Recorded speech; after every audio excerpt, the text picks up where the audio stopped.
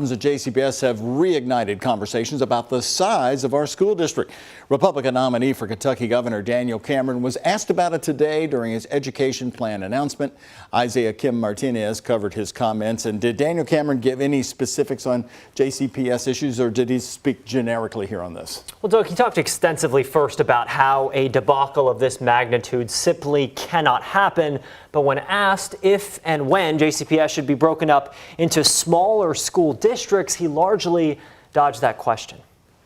It would be a disservice for me at this juncture to make some direct statement on whether JCPS is too big. Kentucky's Attorney General asked directly if JCPS is too large. Would Daniel Cameron, the Republican nominee for governor, support an effort to split it up? I understand that that is something that has been floated by members of the legislature. Cameron didn't entertain the idea Tuesday during an unveiling of his plan to improve education within the state if elected. Instead, he took a noticeably intentional effort to let families know he's focused on public education too. Whether you're a student, whether you are a teacher, to recognize that the Republican Party is under new leadership, and we intend to be the education partner. In his proposal, Cameron outlined goals to develop a 16-week tutoring program for kids who are behind grade level in reading and math. He also wants to raise base pay for teachers and bolster classroom discipline.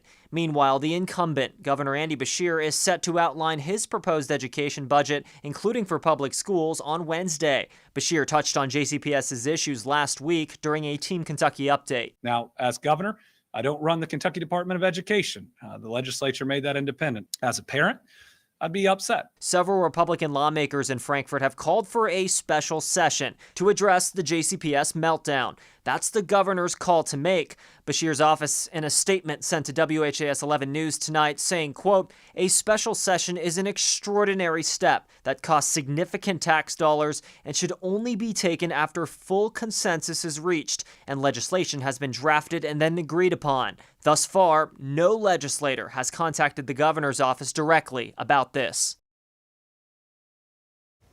So Isaiah, let's go back to Superintendent Marty Polio here in Louisville. He's made pretty clear his stance on splitting up the school district with some interesting insight. What's he said? Dr. Polio has made it clear in his mind, emphasized in his mind, a move like that would simply burden certain demographics and socioeconomic groups.